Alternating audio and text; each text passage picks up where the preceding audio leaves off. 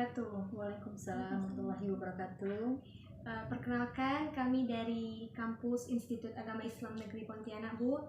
Di sini kami dari kelas 3A Pendidikan Guru Madrasah Ibtidaiyah semester 3. Nah, di sini kami disuruh untuk mengerjakan sebuah ujian akhir semester, yaitu seperti podcast.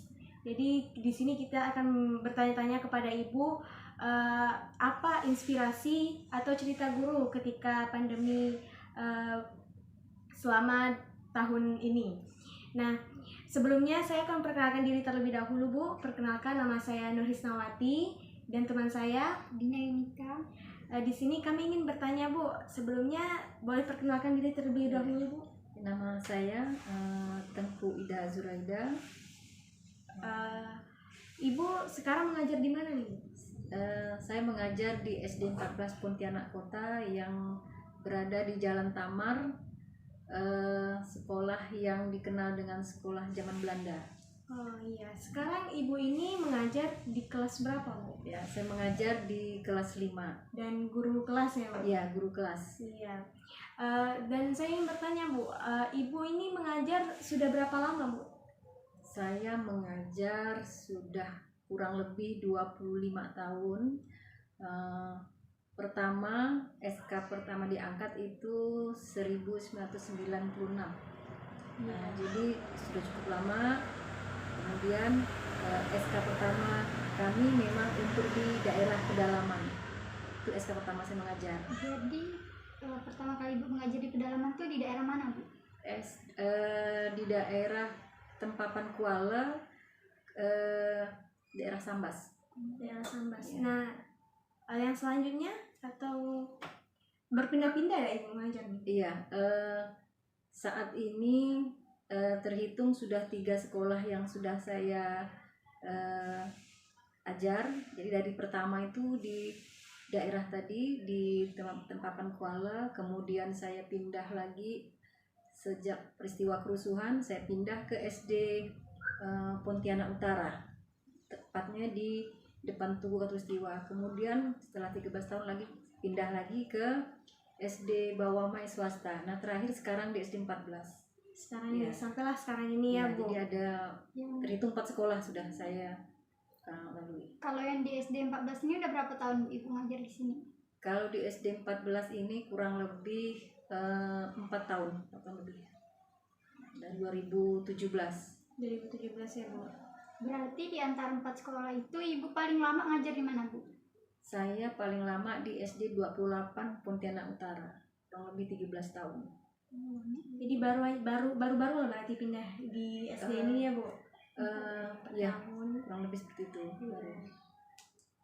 Nah, Bu, saya ingin tanya nih, Bu, apa sih pengalaman pertama Ibu saat mengajar, pertama kali Ibu mengajar? Jadi pertama kali saya mengajar di daerah pedalaman itu ada hal lucu karena di situ mereka menggunakan bahasa daerah. Iya. Sedangkan saya asalnya kota Pontianak, jadi masih asing bahasa Sambas yang diterima setiap hari oleh siswa. Jadi ada tidak nyambung antara siswa dengan guru. Jadi bahasa mereka saya sangat asing. Karena mereka menggunakan bahasa daerah. Bahasa daerah. Nah, jadi seperti itulah kurang lebih 3 bulan saya baru bisa adaptasi dengan bahasa mereka. Oh, jadi Ibu yang adaptasi ke bahasa mereka, bukan mereka yang adaptasi ke bahasa Ibu? Saya yang harus adaptasi karena saya kan pendatang, jadi saya harus menyesuaikan diri dengan lingkungan. Kalau mereka menggunakan bahasa Indonesia agak sulit karena anak usia SD. Orang tua di sana juga susah juga bahasa Indonesia, hanya beberapa kata. Selebihnya lebih banyak pakai bahasa daerah. Nah, jadi saya juga harus biasakan bahasa mereka, mengikuti. Jadi Ibu bisa bahasa. Alhamdulillah bisa menyesuaikan kurang lebih 3 bulan. Nah, selama pandemi ini menurut Ibu apa sih tantangan-tantangan atau kesulitan-kesulitan yang Ibu hadapi? Selama pandemi, nah ini kan tidak terlalu parah di tahun 2000 kemarin itu 2019 2020 ya. Nah ini udah agak kendor lagi ketat, tapi selama pandemi 2 tahun yang lalu itu memang banyak sekali kendala dikarenakan siswa diwajibkan belajar di rumah melalui online, nah dalam jaringan. Jadi yang kendala yang dihadapi ini adalah kami guru harus sering membuat video pembelajaran. Nah video itu paling wajib siswa harus punya kuota. Nah kendalanya mereka ada yang kuotanya tidak bisa mampu menerima video pembelajaran itu karena durasinya ada beberapa menit. Nah, jadi kami mau tidak mau videonya kami padatkan menjadi sekian menit supaya bisa ditonton, kemudian diiringi dengan tugas-tugas melalui WA. Nah kemarin ada juga kami beberapa guru membuat classroom, ruang belajar siswa. Nah itu pun tidak bisa terlalu berjalan lancar dikarenakan ada orang tua yang tidak paham. Nah tidak pahamnya tadi untuk menggunakan masuk classroom.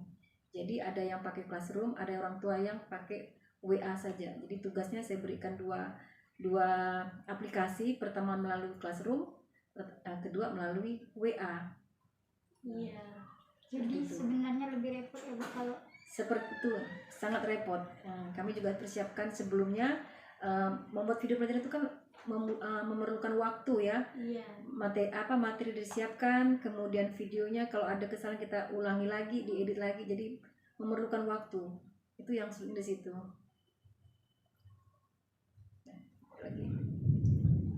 Lalu ada tidak hambatan selama mengajar di sekolah yang Ibu ajar selama pandemi ini, Bu, hambatannya? Ya, hambatannya tadi ya di samping pembelajarannya daring tadi tugas.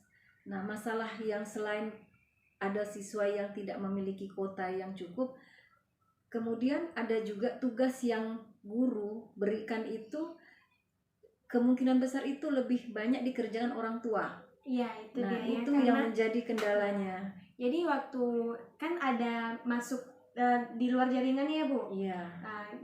Bagaimana murid selama di luar jaringan ini? Apakah mereka itu paham dengan selama kita belajar pandemi ini kan karena orang tua yang lebih banyak melihat perkembangan belajarnya selama di rumah gitu. Jadi selama pandemi kemarin itu kami guru-guru itu sudah membuat materi untuk beberapa hari ke depan. Nah, jadi pada saat memberikan tugas, baik itu melalui video pembelajaran, setelah itu ada tugas.